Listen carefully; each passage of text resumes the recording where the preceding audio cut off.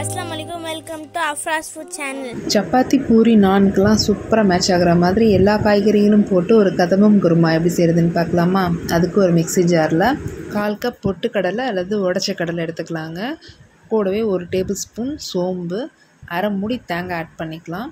அதே போல் 1 ஸ்பூன் கசகசா ஆட் பண்ணிக்கலாங்க. இது நல்லா குளிர்ச்சி கொடுக்கும், நல்ல டேஸ்ட்டும் கொடுக்கும். இது கூட ஒரே ஒரு பச்சை மிளகாய் ஆட் பண்ணிக்கிறேன்.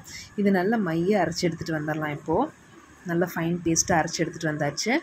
இந்த கதம்பம் குருமா செய்கிறதுக்கு நம்ம எல்லா விதமான காய்கறியும் சேர்த்திக்கலாங்க, நம்மளோட விருப்பம் தான். இன்றைக்கி நான் பீட்ரூட், முட்டைக்கோஸ் அண்டு உருளைக்கிழங்கு சேர்த்துருக்கேன். நீங்கள் கேரட், பீன்ஸ், பச்சை பட்டாணி கூட சேர்த்திக்கலாம். கூடவே 2 வெங்காயத்தையும் 3 தக்காளியும் நல்லா ஃபைன் சாப் பண்ணி எடுத்து வச்சுருக்கேன். இப்போது ஸ்டவ் ஆன் பண்ணிவிட்டு ஒரு அடிகனமான பாத்திரமோ அல்லது குக்கரோ எடுத்துக்கலாம்.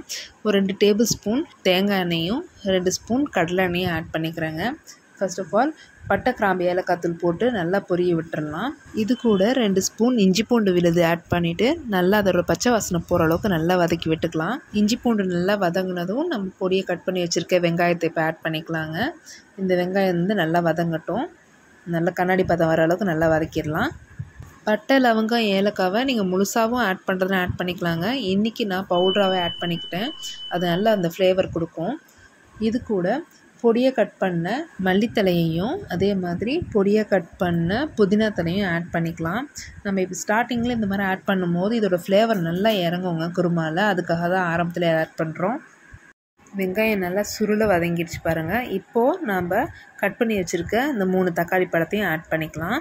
தக்காளி பழத்தோட புளிப்பு சுவைக்கு ஏற்ற மாதிரி 1 கூடவோ குறைவோ நீங்கள் ஆட் பண்ணிக்கோங்க. எனக்கு இதில் 3 மீடியம் சைஸ் தக்காளி கரெக்டாக இருந்துச்சு. இது தக்காளி நல்லா வதங்கிறதுக்காக அரை ஸ்பூன் மஞ்சத்தூள் ஆட் பண்ணிவிட்டு நல்லா வதக்கி விட்டுறலாம். இந்த டைமில் இந்த மாதிரி மஞ்சத்தூள் ஆட் பண்ணி நம்ம வதக்கும் போது தக்காளி சீக்கிரமாக குழஞ்சி வந்துடும். இப்போது அரை ஸ்பூன் சிக்கன் மசாலா தூளும் அதே போல் அரை ஸ்பூன் மட்டன் மசாலாத்தூள், நம்ம வீட்டில் இருக்கிற மசாலாத்தூள் ஆட் பண்ணிக்கலாம். இது ஒரு நல்ல ஒரு சூப்பர் ஃப்ளேவர் கொடுக்கும். அதே போல் அரை ஸ்பூன் மிளகுத்தூளும் ஆட் பண்ணிக்கிறேங்க. இது கூட காரத்துக்கு தகுந்த மாதிரி நான் 2 ஸ்பூன் தனி மிளகாத்தூள் ஆட் பண்ணிக்கிறேன். நம்ம ஆல்ரெடி தேங்காய் கூட ஒரு பச்சை மிளகாய் வச்சு அரைச்சிருக்கோம். நான் மீடியமான காரம் தான் நாங்கள் சாப்பிடுவோம். அதனால் எனக்கு இந்த 2 ஸ்பூன் மிளகாத்தூள் கரெக்டாக இருந்துச்சுங்க. உங்களுக்கு காரத்துக்கு தகுந்த மாதிரி நீங்கள் ஆட் பண்ணிக்கலாம். இப்போது நம்ம சேர்த்த எல்லா மசாலாவோட பச்சை வாசனையும் போயிடுச்சுங்க. நம்ம கட் பண்ணி வச்சுருக்க வெஜிடபிள்ஸ் இப்போ ஆட் பண்ணிக்கலாம். பீட்ரூட், கோஸ் அண்டு உருளைக்கிழங்கு எல்லாத்தையுமே ஆட் பண்ணிவிட்டு தேவையான அளவுக்கு தண்ணி நான் ஊற்றிக்கிறேங்க. இது முழுக்க ஃபுல்லாக காய் குருமாங்கிறதுனால காய்கள் தான் நாம் சேர்த்துருக்கோம். நம்ம அடிகனமான வாணலியில் கூட இது தாராளமாக செய்யலாம். நம்ம குக்கரில் செய்யும் போது நமக்கு ஈஸியாக வேலை முடியும். நம்ம காலையில் வேலைக்கு போகும்போது ஸ்கூலுக்கு நம்ம பேக் பண்ணுறோம் அப்படின்னா இந்த குக்கரில் செய்யும் போது கொஞ்சம் ஈஸியாக முடிஞ்சிடும்.